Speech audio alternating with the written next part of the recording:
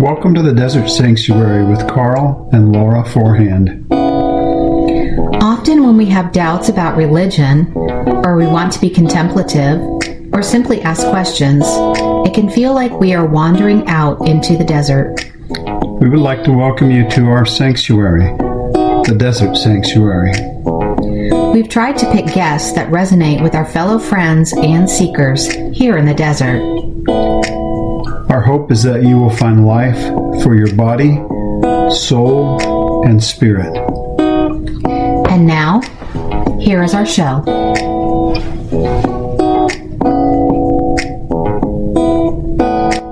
Hi, welcome to the Desert Sanctuary Podcast. I'm Laura Forehand. I'm here with Karl, and we have a very special guest that we're going to get to.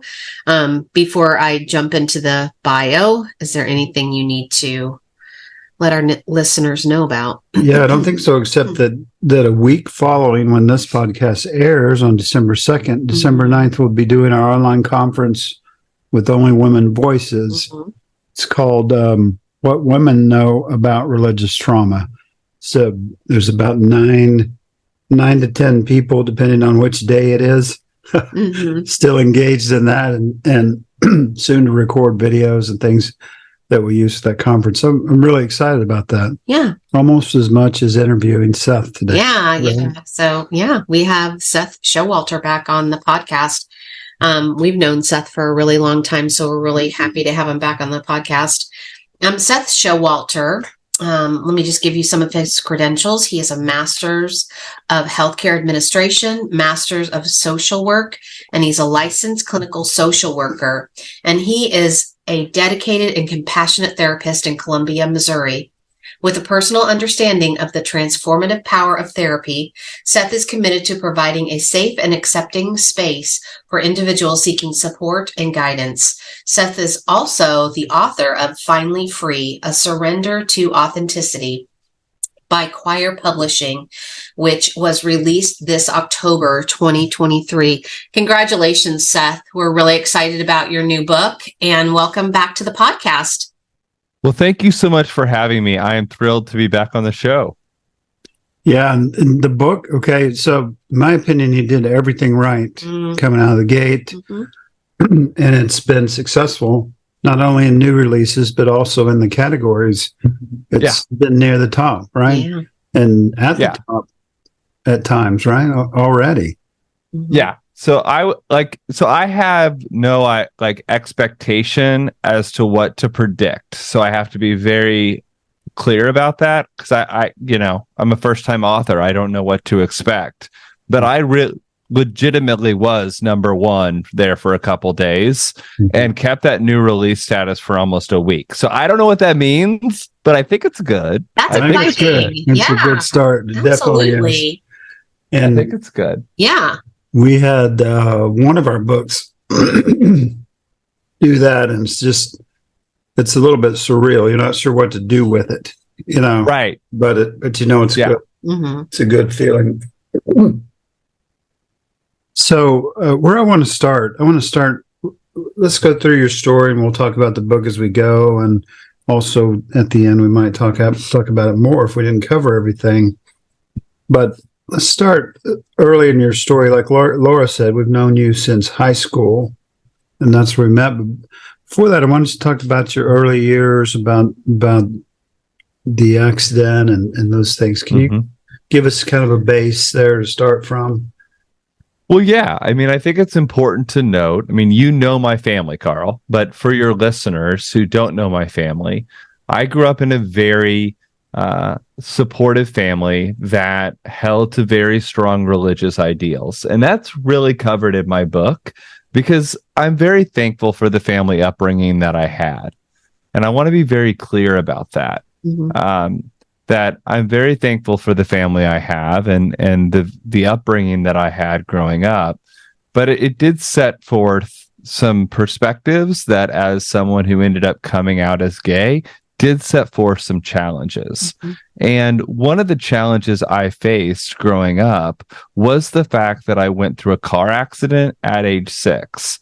And this car accident placed some very significant challenges in my path. because I was in a coma for 6 days at age 6, which is a pretty big deal for someone so young. Yeah. Well, actually, for anyone, but specifically at that age. I was in a car accident on Thanksgiving morning. My cousin was driving the pickup truck over to my grandparents' house, and it was on a hill that had a blind spot, and he just took a second too long by turning on his turn signal, and when he turned, a car came over the top of the hill and hit my side of the vehicle. And as a result, I buckled, was thrown underneath,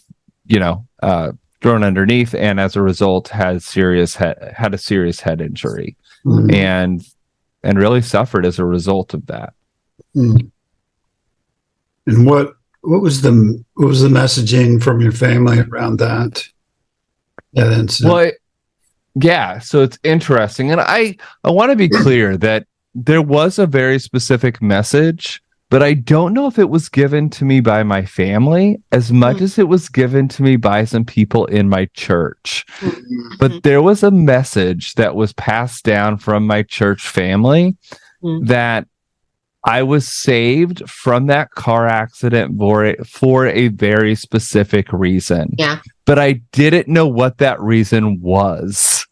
So it was kind of continually perpetuated by someone in my church that, like, hey, Seth, you were saved for a reason, but I didn't know why, and I didn't know what for, which really made things challenging as I started to look at my future growing up. Yeah, we talk about that a lot in church issues, because that is a consistent message that God has a plan and a purpose for your life. And in certain situations, when a young guy can preach or something, then it's even more so. God has a plan for you. And what I found when I being a pastor for 20 years was sometimes those when we get those messages, we're like, okay, I have a purpose, but what is it? And most of the people don't know what my plan is. And it makes us really susceptible, in my opinion, to whoever's leading the church, whatever direction the church is going in. Then I kind of get sucked up into the plan and purpose of the church. Well, and I think that, your accident and you're hearing these messages at such a young age when, to geek out on the brain a little bit, we don't have a fully developed prefrontal cortex or asking, right. That's a lot of critical thinking that as a 6, 7, 8-year-old, up into your 20s, really, we don't have that ability to critically think such big things like my purpose in life. I mean, I probably have thought more along those lines, recently than I ever did when I was an elementary school child, teenager, or even young adult. So that's a lot. That's a lot of pressure. Yeah. Yeah. It was a lot of pressure. And I wanted to be a good kid. Like, I wanted to be the type of kid that did things right. So I put a lot of pressure on myself too. Sure. So, even in comparison to my cousins and to my classmates in high school, I put a lot of pressure on myself that I didn't want to drink, smoke, or have premarital sex. I was the kind of kid that wanted to do everything by the book, and I wanted to do it right. And I didn't want to fall outside of the lines. And so I really held to that standard as much as I possibly could. So much so that even when I got my license at age 16, fast forwarding a little bit, I was at the church 3 or 4 times a week. Yeah. I don't know if you remember this, Karl, but I completely redid the entire system of music. Yep. The music thing. I remember that. That was a whole thing I took under and made my mission, right? I spent so much time and dedicated so much energy to doing things like that. It was literally my way of kind of earning God's favor and trying to figure that out. Mm-hmm. Yeah, and that's the time we met you, probably when you were around 16, and we became the pastor of the church that your family kind of had a big influence on. And Yeah. we, you don't talk about that period of your life as much in your book, at least what I remember. I don't. From reading it. But there for a while, I was your pastor. I've since changed a little bit. But that's how I remember you. You were responsible. You're a good kid. I had some suspicion that I thought you might be gay, but we never talked about that. You never discussed it with me. And I certainly would have felt bad if I would have brought it up and you said you weren't or whatever. Anyway, so at that point, I was probably as much, self-conscious and not able to have those kind of discussions. But you're very devoted, and like you say, you redid the music thing. You were always there, and your cousins and some of your relatives helped start a thing for youth. We had, in a town of 250, in a village, we had 70, 80 kids there, and it was all run by you and your cousins. Mm-hmm. And it was a fantastic thing. Mm-hmm. Take God out of it or whatever, but it was a good thing where lots of teenagers and kids came together and did something kind of dynamic. It was a highlight of my ministry life. Mm-hmm. So those are good times, but we're going to move on in your story. Okay. Anything else to say about that section of time? No, except that my time at that church was one of the best years of my life. Now granted, I'm talking about the multiple pastors that we had, right? Including your time that you were there. But I had many pastors over the years growing up, and that church was foundational to my upbringing. Mm-hmm. And I grew up in a town 30 minutes north of where that church was located. And so it was like a haven. It was like a safe haven, a place that I could go to get away from the pressures and the rejection that I was experiencing in my hometown, because I felt a lot of pressure and a lot of rejection where I grew up. Mm-hmm. And so the church was an actual refuge for me. And so, when we talk about me dedicating so much time, so much energy, doing all of those things for the church, well, that was twofold, both because I loved and dedicated my time to the Lord, but also because I needed an escape. If I really wanted to be forthcoming and honest about it, mm-hmm. I was escaping some things. Mm-hmm. Yeah. Now, your family had a cabin on the other side of the lake. Yep. It's also part of that, and it all feeds into that. Mm-hmm. I have some good memories of that time, but we want to move on. So while I was a pastor there, you left, and your parents kind of followed you, I think, to St. Joseph, which would make that like an hour away from your house. And you started attending church there. Can you talk about that section of your life? So I eventually left the church that we were talking about, that Karl was pastoring, because of more opportunities. Because this is the deal. As I started to realize that I was struggling with same-sex attraction, I came to the realization that I needed to do something to earn God's favor and earn something that God, make it so that God wouldn't send me to hell. Like, that became a really big deal. Mm-hmm. And so I wanted to dedicate as much as my life as I possibly could. And there was a church 30 minutes south of where Karl was pastoring, an hour south of where I grew up, that had all of these opportunities available in it, that honestly we just didn't have in the church that I grew up in. Right. And so I wanted to take that opportunity and really jump into that. And plus the pastor had a lot of dynamic preaching that I was really interested in, both on an educational level as well as an intellectual level. He was really challenging me in ways that I really liked and I was all about. It really kind of took my faith to a new level. And then there was just all of these additional opportunities via their youth ministry. I actually started volunteering and actually working with some of the schools that were in that area, which fell in line with my career choice and what I wanted to do as a profession. So there was a lot of things that came with that really made it so that this seemed like a viable option for me and something I'd want to pursue. So that was college. You eventually went to the University of Missouri, but yeah, I did. You go into college there also, or? Well, so what I did is I did a year internship at this mega church while taking.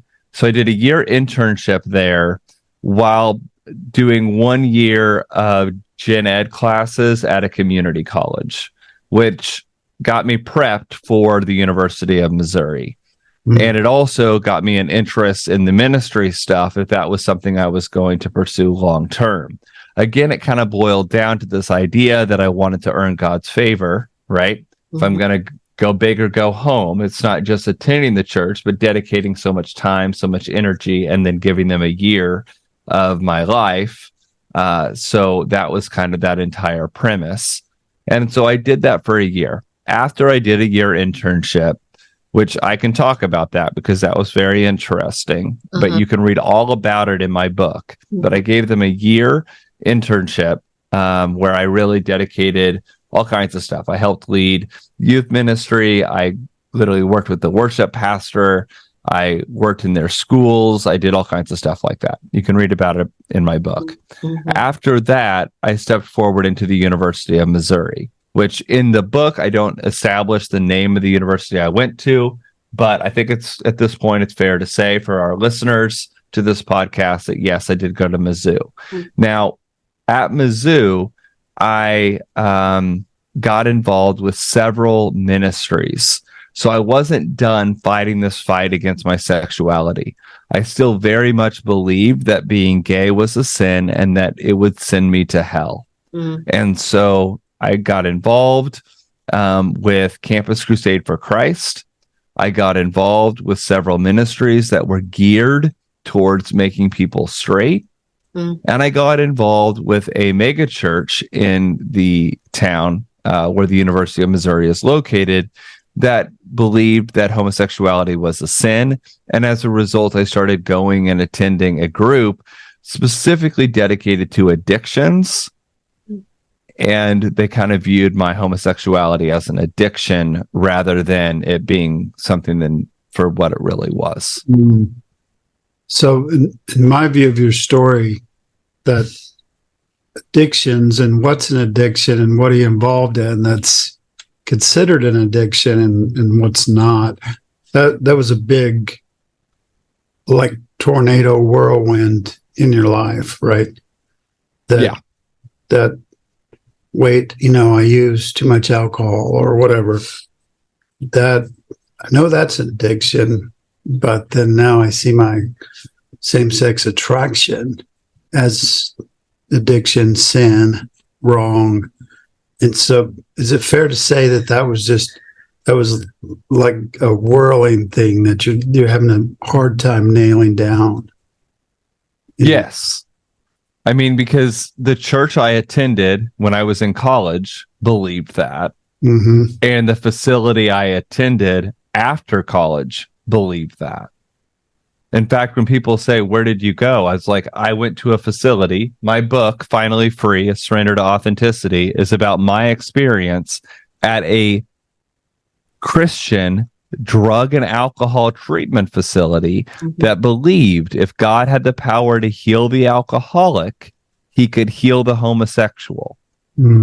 So very much I was tied into that entire idea and that entire mindset. Yeah. So I want to go back just a little bit. So you're involved in all these ministries, and not only in St. Joe, but also where you were going to college, really in deep, trying to find that favor with God. But, as you're involved in all of these programs and groups, how did that affect your psyche, your psychological well-being? Because I can only imagine that you're going to these things hoping for deliverance, healing, whatever, and yet because it's who you are, that's not necessarily being healed. I'm using air quotes, or you're not being delivered from whatever sin you have, which in this case, you were of the belief that homosexuality was a sin, or that's what you were being told.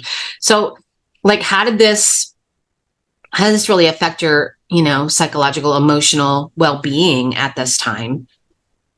Well, I think it leads you to believe that you are less than. Yeah. Because this is the thing. And I talk about this in my book, but you kind of go through this period where you repent, then you mess up. Yep. You repent, then you mess up. And it becomes this vicious cycle. Yep. Where you never succeed and you never feel good.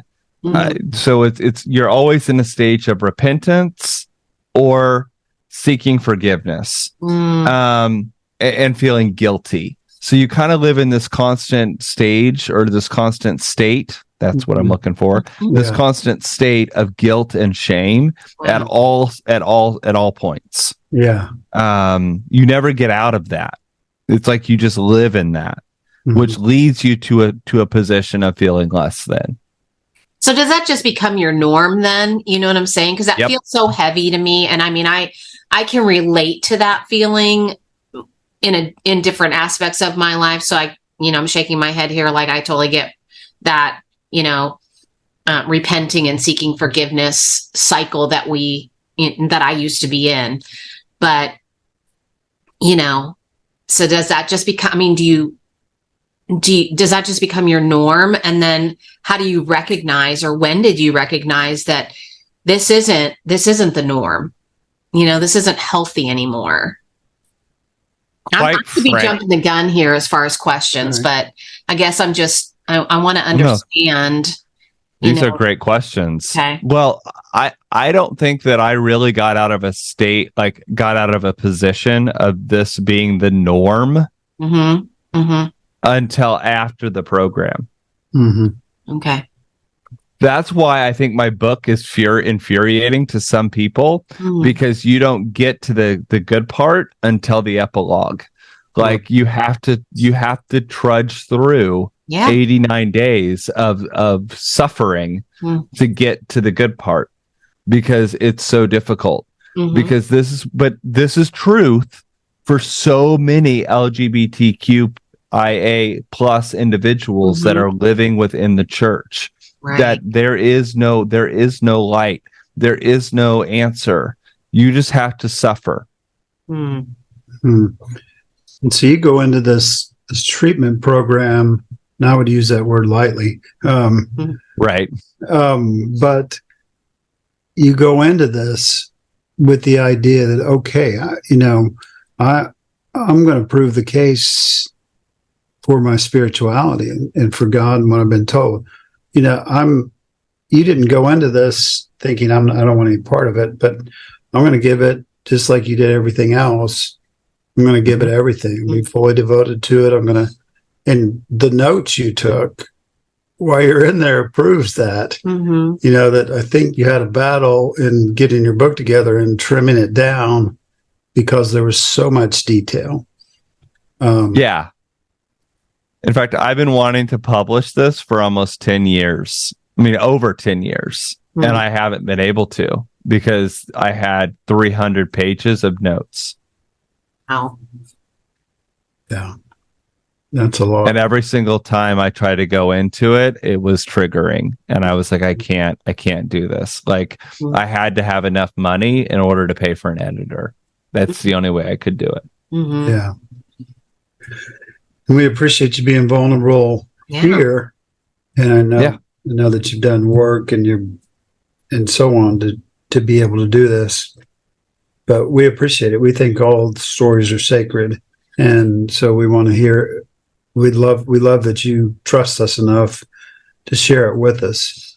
But be a little more specific about, so what's the treatment you went into, and we don't want to give away the whole book, but can you talk, at a high level about that? Yeah. So they really believed in the traditional version of reparative therapy, which is ironic because it's not reparative. So I call it conversion therapy because it's not reparative. However, if you were to do research, right, the reparative therapy is what they really called it. And reparative therapy is this entire premise that homosexuality is caused by an over-enmeshed mother and emotionally distant father. Mm-hmm. And their idea of how to work through that, one was family therapy. So they eventually brought my parents into the facility and actually did family therapy with all three of us. Mm-hmm. And then their other approach was individual. They wanted me to actually work through and desensitize me from the gay community. So they wanted me to start looking at the sights, smells, and feelings of the gay community and creating distance from them. So, like, what is the music that I was listening to? Who are the people that I'm hanging out with? Where are the places that I'm going? What are the things I'm doing? And creating distance from that, while at all points praying the gay away, believing that God had a plan and that he was going to do something magical. So there was this whole idea that pray the gay away. Mm. Mm. I once heard, and maybe this is not closely related, once heard a story about Mark Driscoll, and one of his staff members in the church had a father that had to take medicine for mental illness. And one time he got off of his meds and they couldn't get him to his meds. And Mark Driscoll and his staff spent hours trying to remove a demon or something from this guy and literally just re-traumatized him. And I can't remember from the story whether that guy just got worse physically. He died sometime not after that. But family members of his and some of the staff members on reflection said to him, maybe all that, just call him Pops, maybe all Pops needed was a hug and some acceptance. And you guys treated it like it was a demon and just re-traumatized him or further traumatized him worse. And so much, I just, talked to us about a review earlier and so on. So much damage happens inside the church and things like that. And I mean, I can't imagine anyone that worked harder at supposedly overcoming it than you did. When I read your story, you stayed committed, to trying to fix this if it was fixable, and you did every single thing you could. Mm-hmm. But like Laura mentioned earlier, kind of alluded to, there has to be a lot of trauma that you just absorbed over those years, and it makes me sad. Yeah. I know you're doing well and doing better now, But your response, can you respond to that? Well, I mean, I think that, we can't determine. I mean, I'm going to talk about, people's response. Mhm. So in hearing what you had to say, the main thing I took away is the people's response, right? Mhm. And what I have learned is that I cannot control what other people think and how other people respond to my story. Mm-hmm. What I do know is that I have literally tried everything I know how. Mm-hmm. Mhm. I don't know what else they expect of me. Right. Right.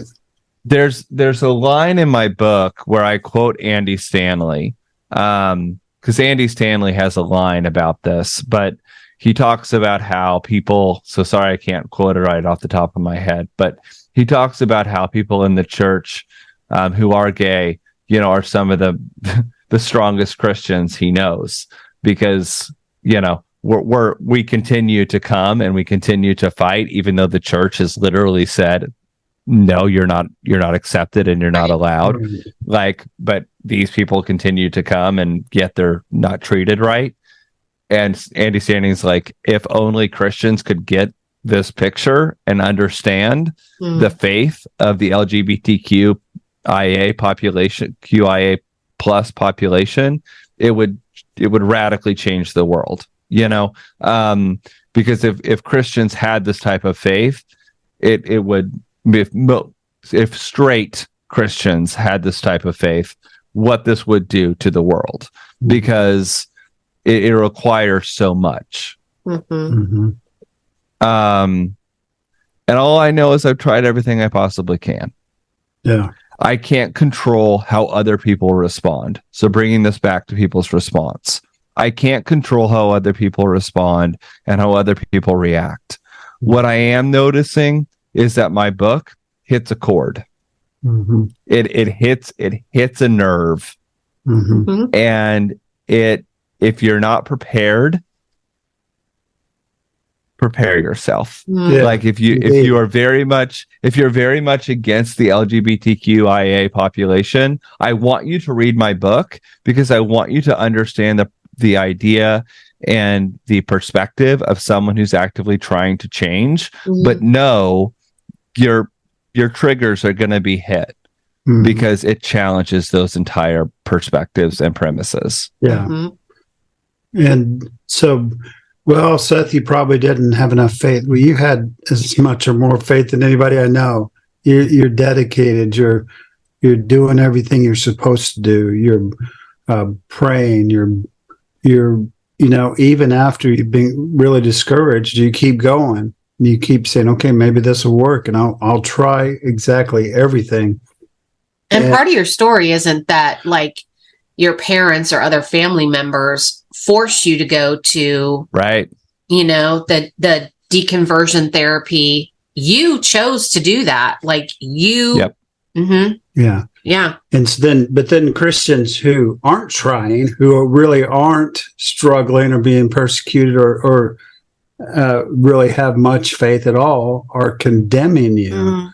And I'm so proud of you that you haven't become bitter about that, because I Show me your ways. I don't know if I could. Yeah, So it's admirable and honest. for sure. So then the rest of your book is very detailed, just day by day.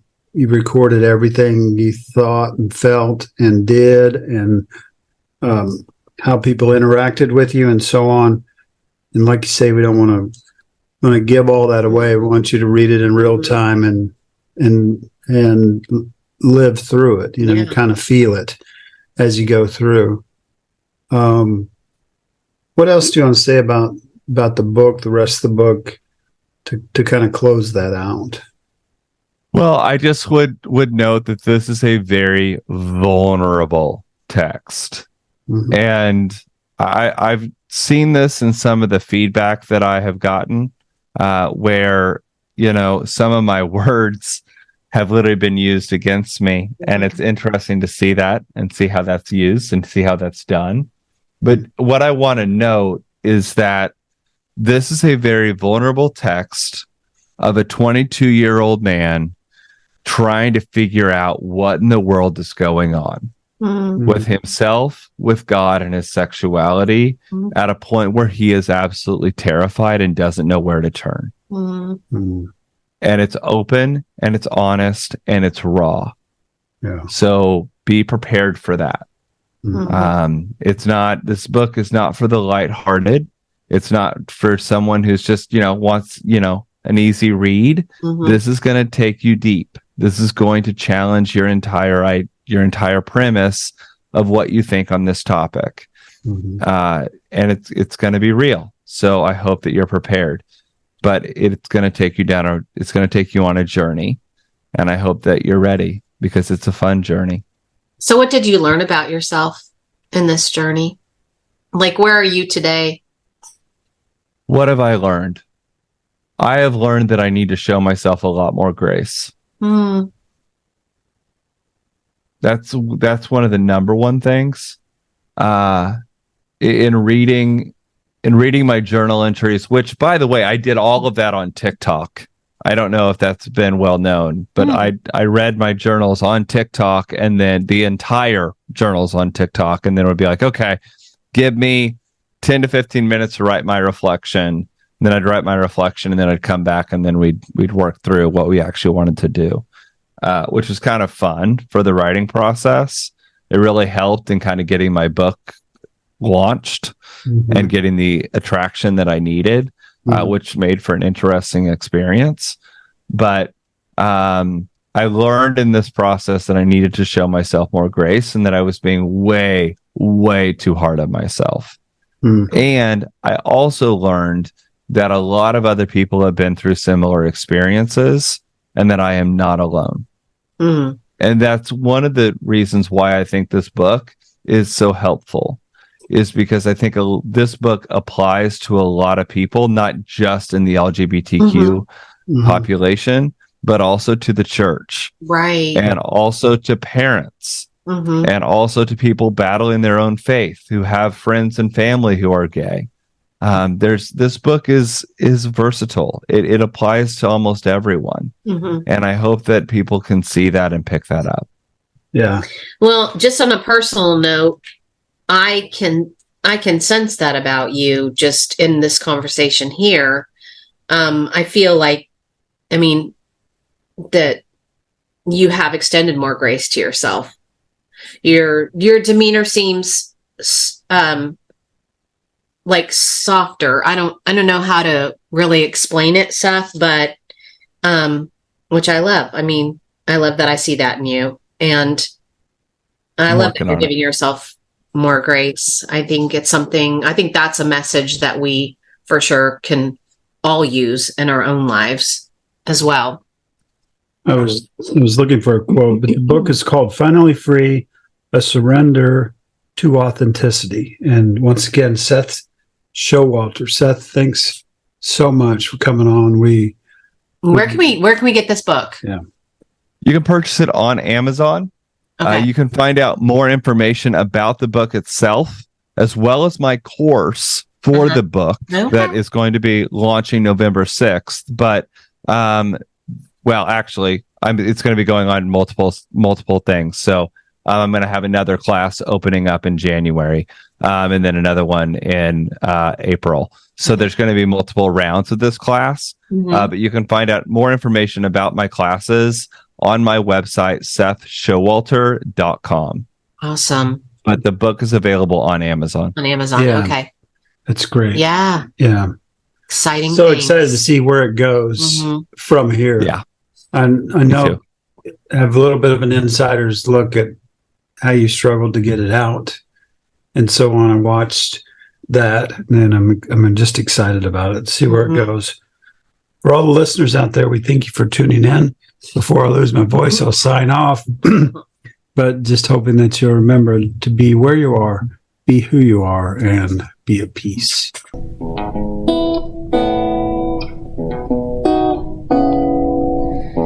Thank you for joining us today on the Desert Sanctuary.